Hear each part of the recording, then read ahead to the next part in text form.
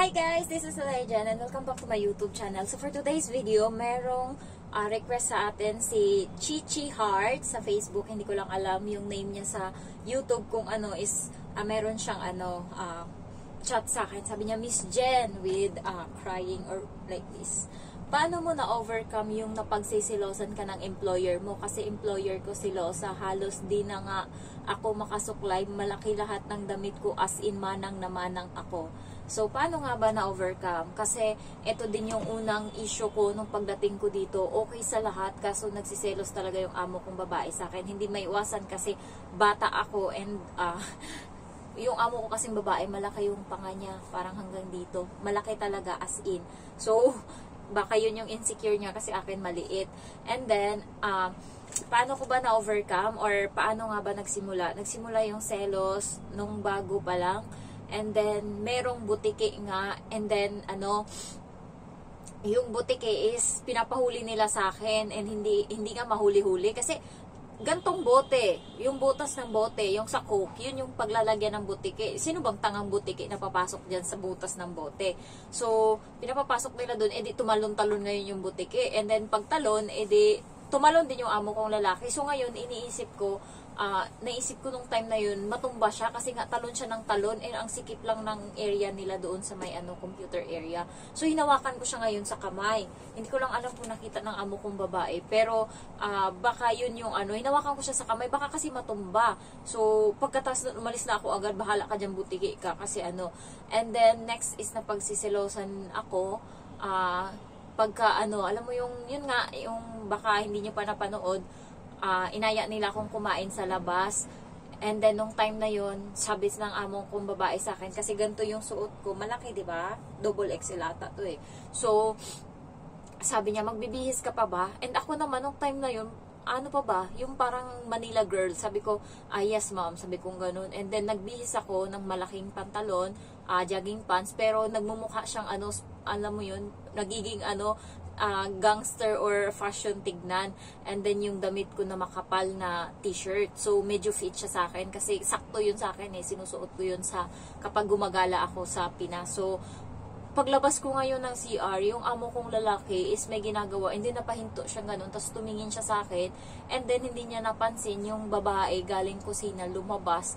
Nandun, magkatabi lang yung living room tsaka kusina. Nakita siya ng amo kong babae. And nung time na yun, nagtaka din ako, bakit nakaganon yung amo ko sa akin, nakatayo siyang ganon, tapos nakaganon. So, di napahinto din ako, tapos tumingin ako sa kanya, yung amo kong babae, nakita ko sa likod, nakatingin sa amo kong lalaki, parang ang tagal ng amo kong lalaki na pa ganon, siguro mga 2 minutes, and then doon na, nagsimula, nakasimangot na parati yung amo kong babae, and parati niya na pinapagalitan yung lalaki, kahit, alam mo yung pinapahiya niya na sa harap ko, kapag, alam mo yung konting bagay, halimbawa, hindi lang ng amo kong lalaki natapon yung ganito. Ang dami niya ng dakdak, ang dami niya ng sinasabi. So, may mga times nga na nag-aaway talaga sila, konting bagay lang. And yung amo kong lalaki napapahiya na kasi hindi siya sumasagot. Yung babae, alam mo yung parang na-depress na ewan, parati niya pinapagalitan yung lalaki. Pinapahiya niya talaga sa harap ko. Minsan ako na lang nahihiya. Tapos tumatalikod ako. And then, iniisip ko nga nung time na yun, wala ka nang trabaho, tapos ang tapang-tapang mo pa. Tapos, nung pagkatapos nagbihis, sumakay na kami sa sasakyan.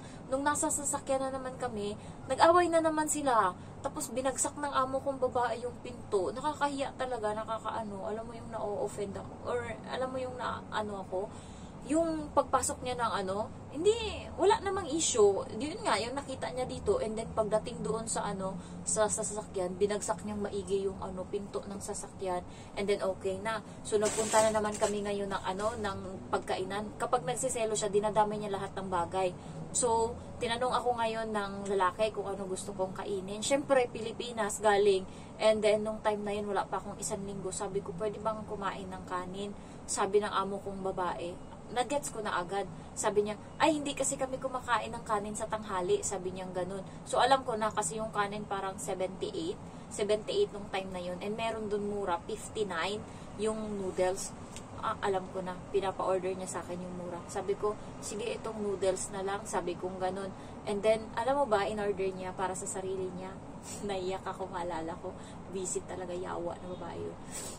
In-order niya kanin, guys. Kanin. Siya lang nag-order ng kanin. Pinapamukha niya talaga sa akin kung ano yung posisyon ko dito sa bahay. Kung ano. Sabi, syempre, tinanong ako ng amo kong lalaki. And then, tinanong din ako ng babae, pinili ko yung kanin. Sabi ko, pwede ba yung kanin? Tapos sabi ng babae, hindi kasi kami kumakain ng kanin sa tanghali.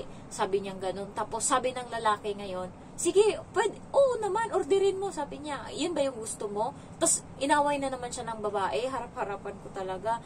Nagsalita ng Chinese yung babae. Tapos, ayun, puta talaga. Alam mo, ilang beses ako nagmura nung araw na yun. Simula nung araw na yun, pag inaaya nila akong sumama sa kanila sa labas kumain, hindi na ako lumalabas. Magtitiis ako kahit itlog yung ulam ko dito or ano. Ayoko na talaga. Yan, ganyan talaga. Ganyan yung galit ko sa kanya nung time na yun. Sobrang galit talaga ako. And then, napahiya na naman yung lalaki kasi nga, pinayagan niya na ako na umorder ng kanin tapos biglang hinindian ng babae. So, pinagalitan, mahal, ganun. Hindi ko alam kung ano. Basta may gusto siyang ipamukha sa akin nung time na yun kasi bahay pa lang, nagsiselos na siya. Kaya alam ko kasi kapag ganun yung ugali niya, nagsiselos siya, madamot siya, ganun. Hindi niya ako kahit dito sa bahay, pag nagagalit siya, dinadamay niya lahat ng bagay. So, nung time na yun, noodles na lang akin, pinakamura. Tapos, in-order ng lalaki, noodles din. In-order ng bata, noodles. In-order niya kanin. Pinamukha niya talaga sa akin. Kanin talaga, guys, malala. Sabi niya. Tapos, siya lang nagkanin. And then, nung nandun na kami sa pagkainan, iniinggit niya ako. Ay, una, naghuhugas-hugas siya ng kutsara. Tapos, ako nung time na yun, na-serve na yung noodles ko, tapos yung bata, katabi ko, kumakain na din. So, nung time na yun, nagsiserve na, tapos siya naghuhugas-hugas pa siya. So, ako kumain na konti. Sabaw lang, kasi diba, hindi naman tayo mahilig kumain ng noodles. Hindi ko bet yung noodles na yung may sabaw. So, nung time na yun, sabaw-sabaw lang. Napansin tinitingnan pala ako ng lalaki. And then, nung time na yun, in-offer ng lalaki sa akin yung parang tea doon sa mesa na iniikot-ikot. And then, nung time na yun, yung babae is parang may ginagawa siya doon sa mesa na iniikot-ikot, parang naguhugas siya. Ginawa ngayon ng lalaki, iniikot niya sa akin. Sabi niya, oh, kunin mo yung yung tea. Sabi niya ganun. Nagalit yung babae. Sabi niya, may ginagawa, parang sa isip ko, nag-Chinese na naman siya. Sabi niya, parang may ginagawa ako, hindi mo ba nakita? Inikot mo sa kanya, parang ganun. So, nag-away na naman sila doon sa loob ng restaurant talaga. Puta, alam mo yung sa ilalim ng upuan, yung kamay ko talaga nakagano na, tapos minsan ginaganon, yung na-stress na ako, and tinitingnan ko pa nung kamay ko nung time na yun, ang pangit-pangit. So, sabi ko, putang ina talaga, nagsisi ako kung bakit. Day off ko yun Sabado, tapos hindi niya ako pinag-day off kasi nga daw sunod na na lang daw ako mag-day off kasi nga bago lang ako dito. Tapos biglang sabi niya sa akin ngayon nung tapos na siya lahat-lahat, kanin yung in-order ko, gusto mo hati tayo? Sabi niya ganun. Sabi ko, hindi na, okay na ako. Sabi ko ganun. Parang napahiya din siya nung time na yun kasi hindi ako kumain ng noodles. Sabaw lang yung kinain ko, tsaka yung dumplings ng noodles. Hindi talaga ako kasi mahilig kumain ng noodles. So, nakikita ng amo kong lalaki, puro sabaw lang ako, puro sabaw. And then, yung dumplings lang kinakain. Siyempre, sino ba namang may gana kumain yan? Nakaano yung mukha niya, harapan mo. Tapos, yung lalaki din kaharap ko. Tapos, nung time na yun, hindi ko naasiwa ako. Yung ayaw ko silang makita. So, may mga times, and then, yung amo kong lalaki, number niya, hindi niya binibigay ng amo kong babae. Kung ano yung concern ko sa lalaki, halimbawa maglilinis ako ng sasakyan, and then tatanungin ko ngayon kung magre-refill ako ng panlinis doon, idadaan ko muna yan sa babae. Nung nakaraan, nutusan ako ng lalaki na i-charge ko yung toothbrush niya. And then, hindi ko alam ngayon kung paano i-charge kasi wala yung wire. So, hindi ako makadiretso sa amo kong lalaki. Sa babae muna ako dadaan. So, sa tatanungin ko kung ano, tapos tatanungin niya ngayon yung lalaki. So, ganun yung dito.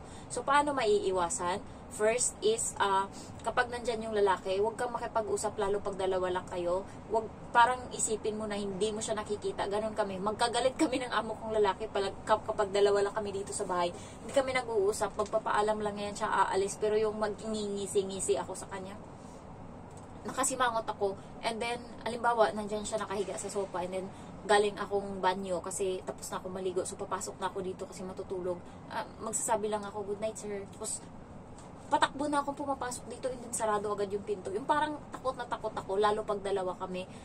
Ilang ako, alam yan ng amo kong lalaki. And nakita din ng amo kong babae na kapag umaalis ako is may mukha talaga ako, naka-makeup, mascara, eyeshadow, nakakilay, ganyan. Kapag may gala kami sa city or mga ano. So, maganda yung outfit ko, maiksi yung short ko, tapos, fit na fit, alam mo, crop top pa ako minsan. Tapos, napapansin nyo ng babae kasi minsan nakikita niya ako, hindi ko alam nasa kusina siya. And then, pagtingin ko, nandun siya. Tapos, ayun, mag-good morning ako. Tapos, minsan nagtataka siya sa mukha ko na, ay, hindi ganito yung katulong ko Monday to Friday, Sunday to Friday. Tapos, kasi, kapag nandito naman ako sa bahay, nakikita niya kung ano yung pambahay kong damit, malalaki. Alam mo yung t-shirt ko, aabot na siya malapit na sa tuhod. So, ganun siya kalaki. So, naano din ang amo kong babae na, ano ko talaga na, hindi ko intensyon na maglandi. Kaya, na-at is yung amo ko. And, last na ginawa ko is, parang may ginagawa sila nung nanonood sila ng TV. And then, sinabi ko, nung time na yon sabi ko, alam nyo ba? Sabi ko ganun, yung lalaki yung kinausap ko, alam niyo ba sir? Sabi ko, taga-dyan yung ano ko, yung boyfriend ko. Sabi ko ganun sa kanya. Nagtaka sila kasi iniisip niya siguro wala akong jowa. Tapos yun nga yung kinakaselos ng amo kong babae kasi kala wala akong jowa. So ganun. So sabi ko, ano kami, 2 years kami, ganyan, pero hindi pa kami nagmi-meet. And meron din naman akong jowa dati, 5 years kami. Sinabi ko talaga, para naman alam nila na wala akong intensyon. So, sinabi ko, nung time na yon para ma-at-ease yung amo kong babae. Tapos, nung nalaman niya na may jowa ako, and sabi ko sa kanya, pupunta nga yun dito magbabakasyon para lang makita ako. Ginanon ko talaga para simula nun, hindi na siya nagsiselos. Tapos, dati kasi, pag iniiwan niya yung amo kong lalaki dito sa bahay, yung CCTV nila dun sa may kwarto na isa na nandun yung lalaki, nakapatay yun. Tapos nung yung lalaki, nung time na yun, gusto maglaro and hindi sumama sa kanila, pinabuhay niya sa lalaki yung CCTV para nakikita na hindi umaalis yung lalaki doon or nakikita lahat-lahat ng galaw dito sa bahay. So, ganun siya kalala, ganun yung amo kong babae sa pagkasilosa. Pero, yun yung niya, kapag nagsiselo siya, madamot siya sa pagkain, madamot siya sa lahat ng bagay, mainit ulo niya, parati siyang nakasigaw, tas yung bata, parati niyang pinapagalitan kahit walang ginagawa sa kanya. Parating yun na pagbubuntungan, walang isang oras, paiiyakin niya yan, ganun siya kalala kapag nagselos na, parang ang salbahe niya nung time na yun, and ang dali niya magalit, alam mo yung, sinabi niya sa akin isang beses, tapos, syempre, bago pa lang ako, hindi ko alam yan. Tapos biglang, magugulat ka na. Gaganon siya. Ngayon, hindi niya na yan ginagawa. Kasi lalaban na talaga ako. Ganon siya dati. Pero ngayon, nung simula na nasa adjustment period ka pa, chin. So, 3 months. Basta gawin mo lang yung best mo. Huwag mong ipakita na may motibo ka sa lalaki o ganyan. Huwag mong tignan yung lalaki sa mata. Huwag kang makipagharutan. Kasi ngayon, na sila, mabait na sila sa akin. Minsan, nandyan yung amo kong babae tsaka lalaki, pupunta yan sa akin yung amo kong lalaki, ipapakita niya yung cellphone niya na nandun yung picture niya, ng babae. Tapos, ang laki-laki ng panga ng babae kong amo. Bata pa sa kasi noon, 18, tas payat, tas malaki pa nga. Tas sabi niya, tignan mo, sino to? Tapos tumawa ko, kilala mo ba to? Tapos syempre hiya yung amo kong babae kasi ang pangit niya doon. Tas natatawa ako. Sabi ko, ilang taon ka niyan? Sabi ng amo kong babae, 18. Tapos biglang kinuha ng amo kong babae yung cellphone niya. And then hinanap doon yung picture ng amo kong lalaki. Nung time na 18 din siya. And ganun talaga malala. Parang malala talaga yung pagkapayat. Sabi niya, tignan mo dyan, tignan mo yung mukha. Sabi niya ganun. Sabi niya, ang payat, di ba? Mukhang drug addict.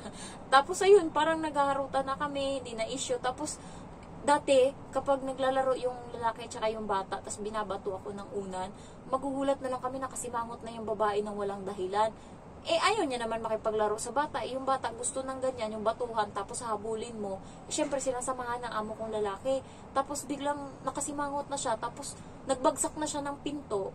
Pero ngayon, kapag ganun yung nangyayari, natutuwa na siya, tumatawa na nga siya pag nakikita niyang naghaharutan kami. So, wala na yung selos, okay na sa kanya lahat. Kasi nakikita niya na wala. Basta ipakita niyo lang sa amo niyo na trabaho lang kayo na walang personalan na hindi mo gusto yung amo nilang lalaki na wala ang ganun ako hindi ko gusto talaga. As long as ang ko lang talaga is magtrabaho dito, serbisyo lang talaga. So, ayun lang guys. Thank you so much for watching. Bye-bye. Love you all.